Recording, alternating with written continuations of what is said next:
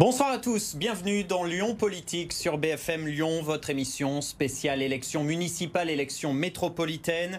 Ce soir, notre invité, c'est Fouzia Bouzerda, tête de liste du Modem pour les municipales à Lyon. Bonsoir à vous. Bonsoir. Merci d'avoir accepté notre invitation. Et en face de vous, il y a comme d'habitude notre expert politique. Bonsoir Antoine Comte. Bonsoir Léo. Rédacteur en chef de Tribune de Lyon, magazine qui est partenaire, on le rappelle, de cette émission. Alors comme d'habitude, on commence par une petite biographie, quelques éléments de portrait sur notre invité. Fouzia Bouzerda, vous êtes originaire du quartier de Gerland, vous êtes avocate, présidente évidemment du Citral, les transports en commun lyonnais, vice-présidente à la métropole, vous êtes une proche de Gérard Collomb et vous pourriez d'ailleurs être sa candidate entre guillemets pour la mairie de Lyon pour lui succéder, lui qui brigue, on le rappelle, la métropole. Vous êtes en tout cas tête de liste du Modem, le parti de François Bayrou pour ces municipales à Lyon. On commence tout de suite et là aussi comme d'habitude avec les questions d'actualité.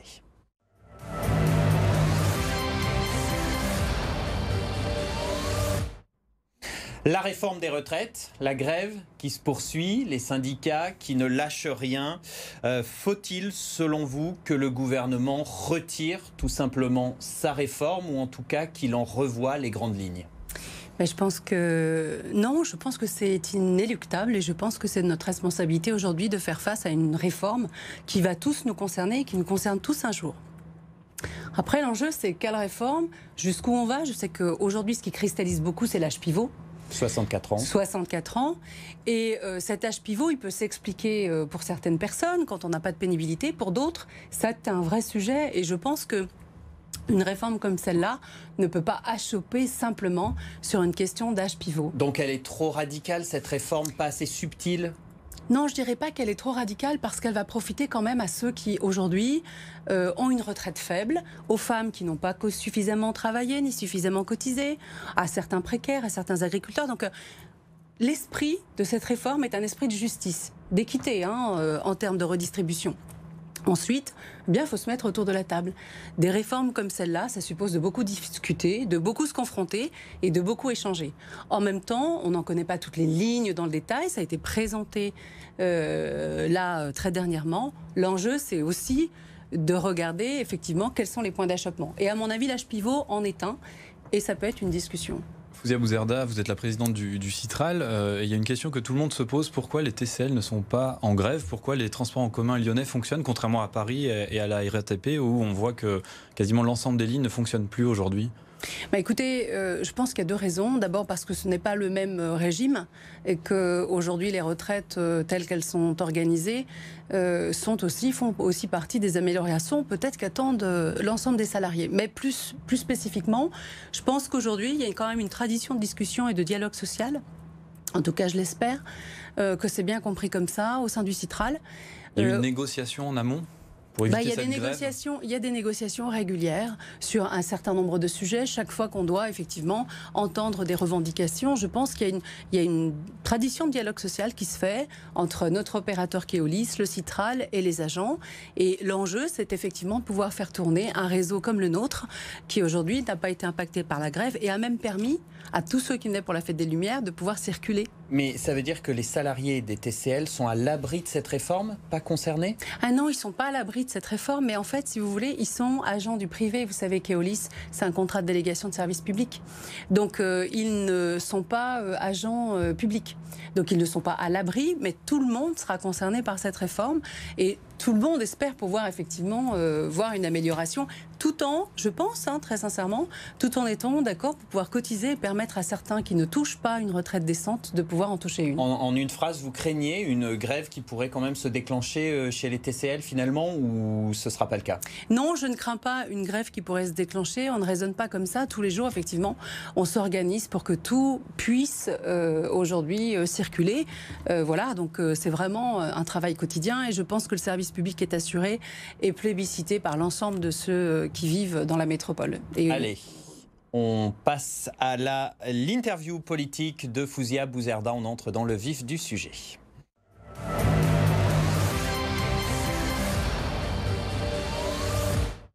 La première question avec vous, Antoine.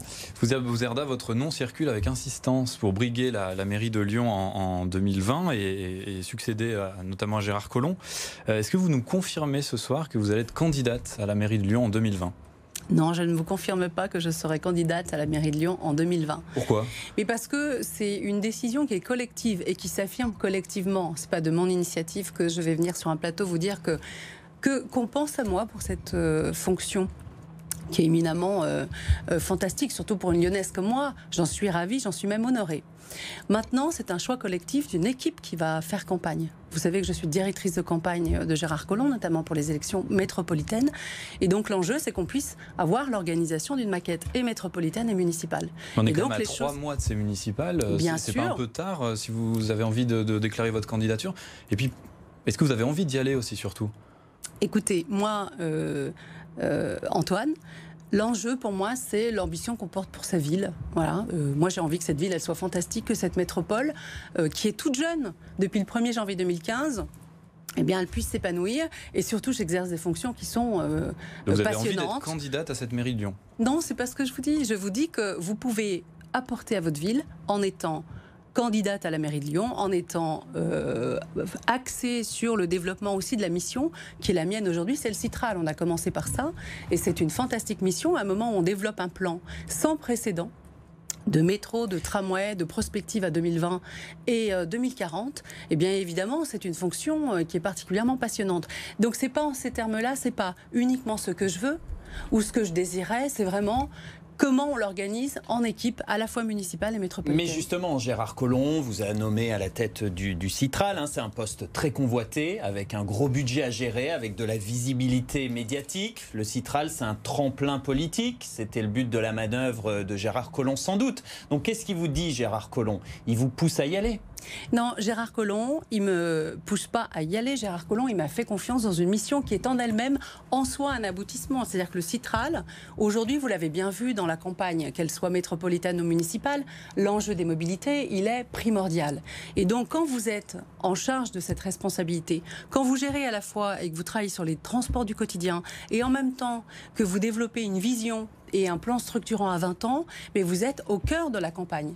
Donc ce n'est pas un tremplin, c'est aujourd'hui une fonction qui à elle-même se suffit. Mais est-ce que vous pensez que Gérard Collomb, il hésite à vous adouber, entre guillemets, pour les municipales, peut-être parce que vous manquez de notoriété, que c'est un pari risqué de miser sur vous? Moi, je pense qu'à côté de Gérard Collomb, tout le monde manque de notoriété. Donc ça n'est pas faire offense à une femme comme moi qui est presque novice en politique, qui n'a pas démarré il y a 20 ans en politique, que de lui dire qu'elle n'a pas de notoriété. En soi, il n'y a pas de difficulté 2% là-dessus. Dans le sondage qui était paru il y a quelques semaines. Vous étiez crédité à 2%. D'ailleurs, vos adversaires vous surnomment Madame 2% un petit peu dans les coulisses. Mais écoutez, c'est presque une fierté. Vous savez pourquoi? Je ne suis pas candidate officiellement à la mairie. Et vous faites tester le MoDem contre La République En Marche, alors que ces deux étiquettes vont de pair. Et que bien évidemment, il n'y aura pas de candidature d'un côté la REM, d'un côté le MoDem. Donc, en soi, ça n'avait pas trop de sens de le faire tester comme ça. Mais vraiment, je vous le dis, je suis très fière qu'on pense à moi pour la mairie. Mais je ne vous déclare pas de candidature à la mairie aujourd'hui. Mais vous qui êtes une femme de challenge, qui aimait les défis, qui est une fonceuse, qui avait de l'ambition également, on l'évoquera un peu plus tard, c'est quelque chose qui peut vous intéresser quand même. Mais c'est une mission fantastique quand on est une gonne de Gerland, comme on dit. Bien évidemment qu'on a grandi dans un quartier ouvrier, qu'on a poursuivi des études, qu'on les a réussi brillamment, qu'on est devenu avocat. Bien évidemment, dans votre ville, et je n'ai jamais souhaité quitter la ville de Lyon parce que je l'ai vu, j'ai grandi en même temps que la ville et en même temps que ses transports en commun. Donc j'y suis particulièrement attachée. Fouzia Bouzerda, il y a d'autres noms qui circulent pour vous succéder, à Gérard Collomb à cette mairie de Lyon, notamment son adjoint au sport Yann Cuchera ou le président de Lyon Parc Auto Louis Pélaez. C'est des noms qu'on entend. Est-ce qu'il y a une bagarre en interne pour savoir qui de vous trois sera choisi et succédera peut-être à Gérard Collomb? Non, il n'y a pas de bagarre en interne. On est collègues, on travaille très bien avec Louis Pélaez sur LPA, on travaille très bien avec Yann Cuchera, comme on l'a fait pour la Coupe du Monde féminine. Il n'y a aucun sujet. Après, c'est du... Est-ce que vous n'avez pas l'impression que si jamais vous êtes choisi donc par Gérard Collomb, que votre candidature ne sera pas un peu une candidature marionnette? Parce que si Gérard Collomb gagne cette métropole de Lyon, s'il perd la métropole de Lyon, pardon, et qu'il récupère la ville, du coup vous allez être candidate pendant la campagne et vous n'aurez jamais cette fonction de maire de Lyon. Est-ce qu'il n'y a pas ce risque de candidature marionnette? Non, moi je pense que d'abord j'ai démontré que je n'étais pas une femme marionnette. Donc je pense que ramener systématiquement les femmes à ce genre de profil est une erreur. J'ai démontré que j'avais la capacité à me saisir de l'ensemble des missions qui ont été les miennes et qui sont encore les miennes. Et donc Gérard Collomb d'ailleurs ne se conduit pas comme ça. Quand il vous fait confiance dans un mandat, il vous fait réellement confiance. Et il fallait avoir de l'audace quand on a confié effectivement à une femme le Citral et on lui a confié pour réussir cette mission. Fawzia Bouzerda, pourquoi finalement ce soutien inconditionnel à Gérard Collomb? Vous faites partie de la jeune génération. La jeune génération est plus incarnée par David Kemmelfeld qui est beaucoup plus jeune. Pourquoi ne pas aller avec David Kemmelfeld et pourquoi soutenir mordicus Gérard Collomb comme vous le faites? Vous savez, moi, en 2014, j'ai rejoint Gérard Collomb. La politique, c'est une affaire d'hommes et de femmes. Et donc, c'est Gérard Collomb qui m'a permis d'accéder à une fonction qui m'a confiée. Vous étiez dans l'opposition avant, hein, Gérard Collomb. Exactement. Et je pense que ça, c'est intéressant parce qu'il a fait le pari de confier des vraies compétences à une femme, à des adjoints, à d'autres élus.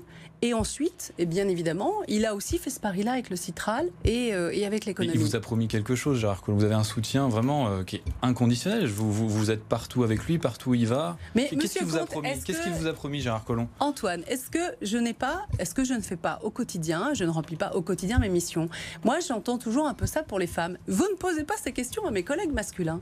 Pour eux, c'est évident qu'ils ont ou la compétence ou la disponibilité. Moi, je le dis, je pense que quand ils vous confient des responsabilités, que vous réussissez à vous les approprier et à les porter, à les incarner, eh bien ça en soi, c'est la confirmation que le choix était bon.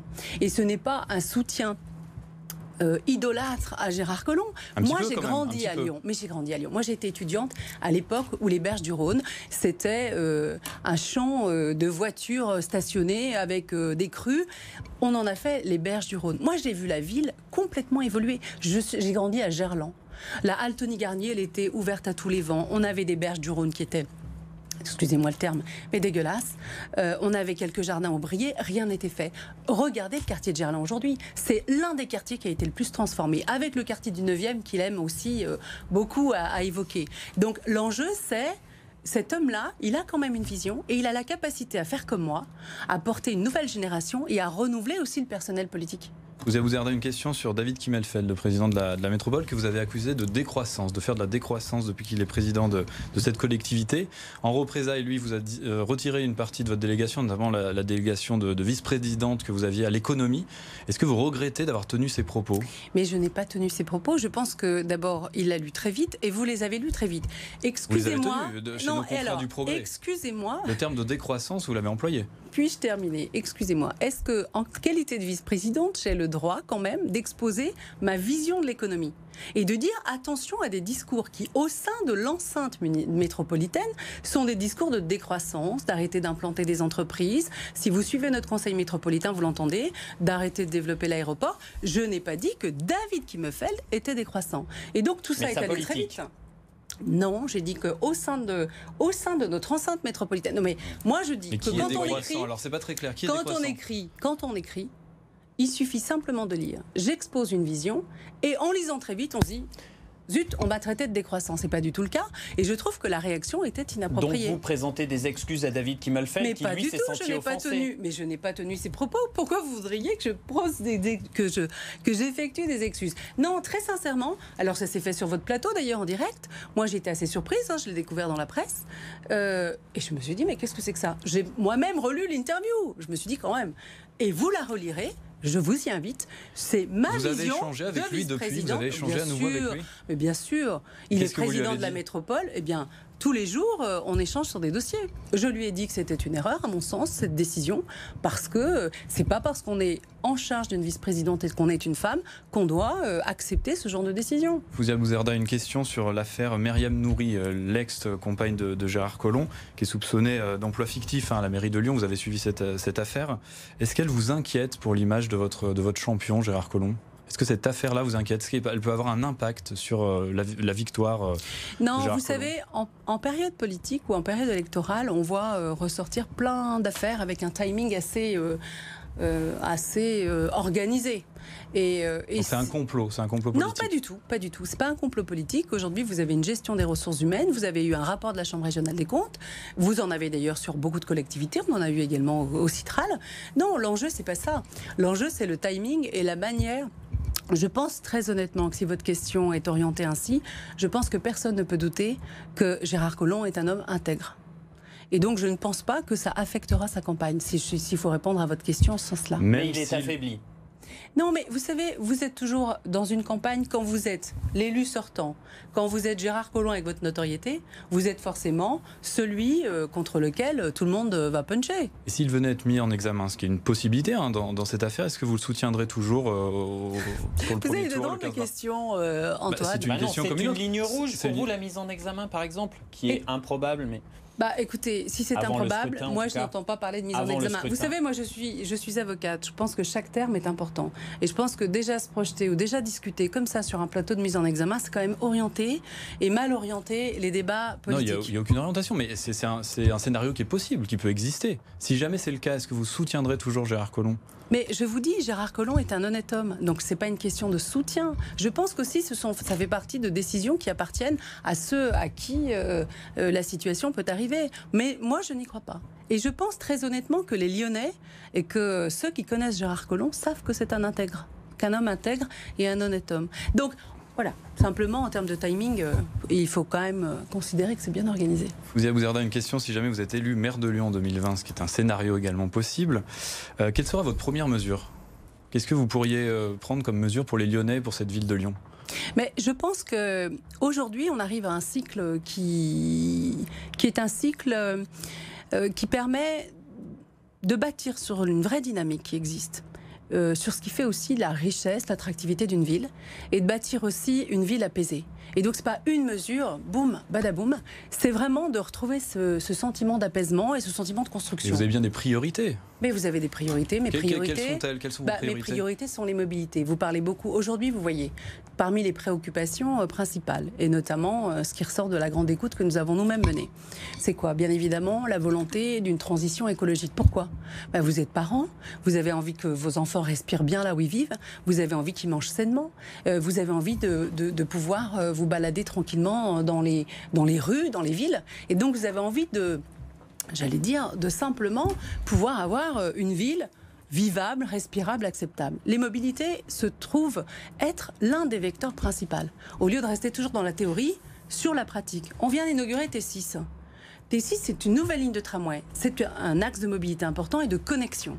Mais en même temps, c'est aussi la nouvelle manière de penser la ville. C'est-à-dire que vous faites passer un tramway, vous refaites de façade à façade. La ville est plus belle et c'est une coulée verte. Vous plantez 650 arbres. Ça, c'est de l'opportunité de reconstruire la ville différemment. Et justement, vous êtes vous aussi favorable à l'anneau des sciences, ce projet de construction d'une autoroute à l'ouest de Lyon. Ces 3, 4, 5 milliards d'euros évoqués, ça ne serait pas mieux pour des projets, comme vous évoquez à l'instant, des tramways avec des arbres? Mais moi, je vous dis, il faut énormément développer les mobilités. Moi, je suis ravie qu'aujourd'hui, on a un peu question. Ah, mais je vais vous répondre. Vous voulez, demain, respirer à Lyon. Il s'avère que vous avez une autoroute qui traverse Lyon et que vous avez une rocade qui traverse aussi à l'est l'agglomération. Demain, même si je développe tous les transports en commun que vous souhaitez, les flux de transit ne disparaîtront pas. Donc, quelle solution on nous propose? Alors, on nous dit l'anneau des sciences. Transit. Ah mais fantastique. Moi j'ai participé aux travaux au sein du GART comme vice-présidente, vous savez c'est le groupement des autorités de transport, à la manière dont la loi s'est construite, la loi mobilité dont elle a été aujourd'hui promulguée. Enfin, dont elle sera promulguée. L'enjeu c'est qu'il y avait tout dans cette loi et il y avait notamment un péage de transit. Sont arrivés les gilets jaunes. Eh bien, cet article-là a disparu. L'enjeu, c'est de dire quoi? Si vous avez un anneau des sciences qui vous permet de détourner le transit, alors oui, j'y suis favorable. Parce que sinon, vous tromperez les Lyonnais en leur faisant croire que simplement en pédalant ou en montant dans des bus, même si on les multiplie, qu'on les démultiplie, vous allez enlever le transit. Et donc, sauf à ce qu'on vous apporte aujourd'hui sur votre plateau, et j'ai entendu personne vous apporter la solution, une solution qui fait disparaître le transit, eh bien, écoutez, vous aurez toujours une autoroute qui traversera votre cœur de ville et elle traverse la ville de Lyon de part en part.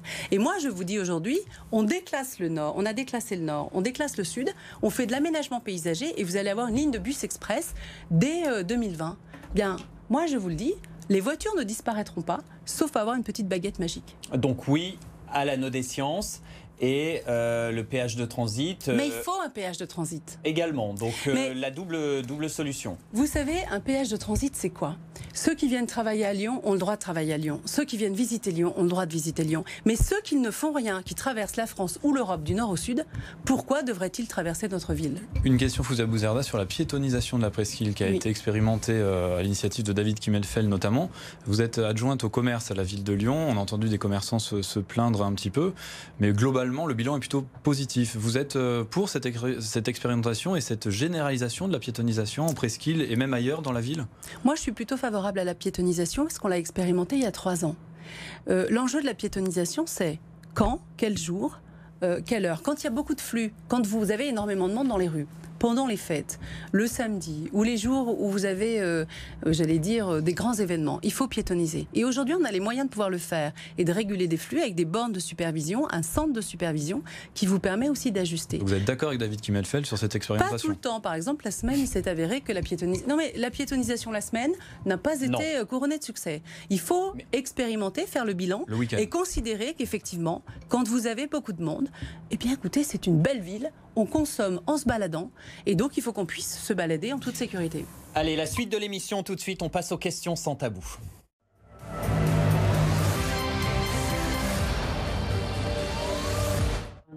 Avec des réponses courtes, questions d'Antoine.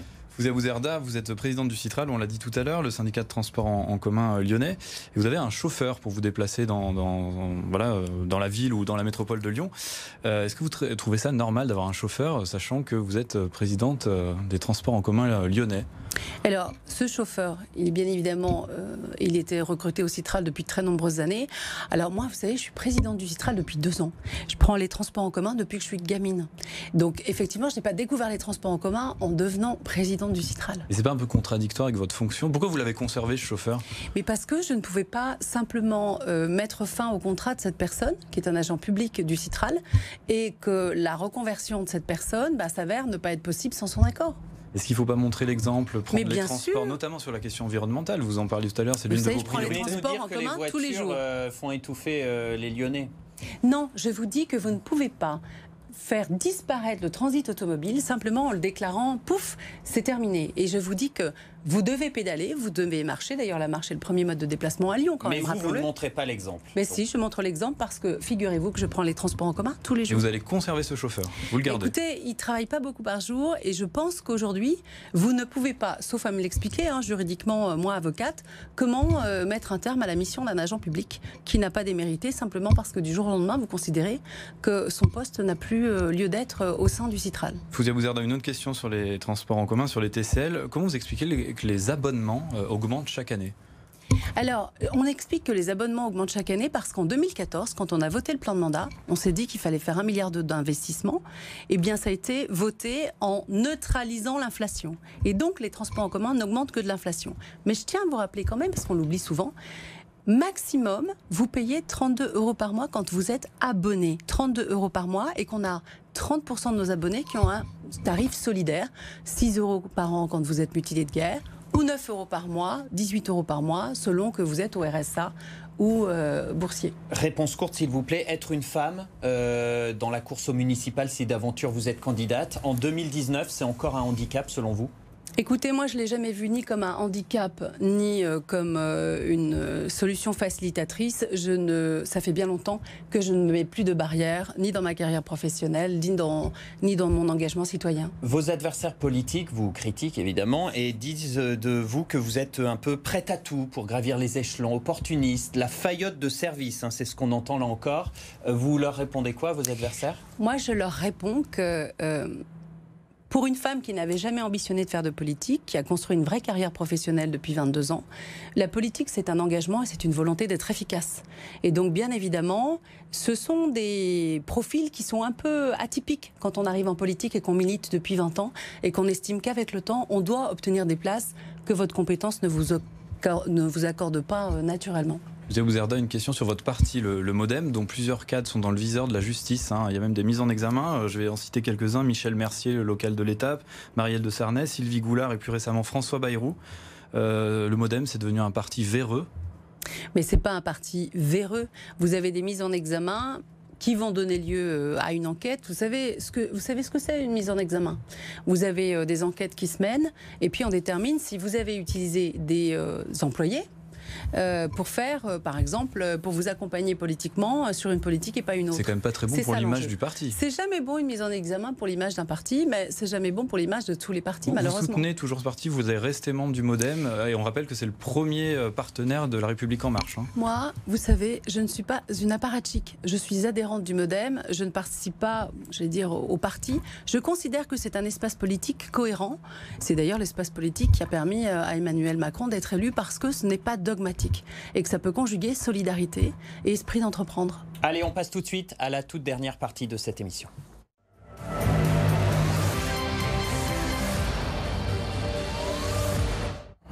Chaque semaine, notre invité doit répondre à une question posée par l'invité de la semaine dernière. Et c'est Denis Broliquier, le maire du 2e arrondissement, candidat centriste à la mairie de Lyon, qui était avec nous. Il vous pose une question.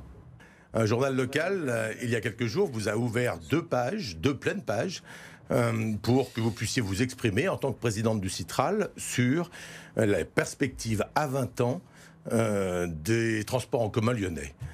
Ne croyez-vous pas que vous auriez dû avoir une sorte de réserve, une neutralité, et qu'il est difficile de vous exprimer à la fois comme politique et à la fois comme responsable d'un organisme public?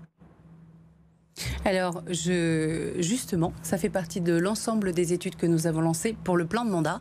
Et je pense qu'il appartient à tout le monde de pouvoir se saisir de ces études et de pouvoir construire chacun une vision métropolitaine. Ce n'est pas la candidate, c'est la présidente du Citral qui met sur la table les études de câbles, de métro, de tramway et de navettes fluviales. Mais vous ne faites pas déjà une campagne un peu déguisée, sans le dire? C'est pas une campagne déguisée, il en vient de ma responsabilité de présidente du Citral de restituer ces études. À chacun maintenant de faire sa campagne sur les propositions qui sont sur la table. En tout cas, vous avez prononcé le mot candidate à l'instant, en parlant de vous.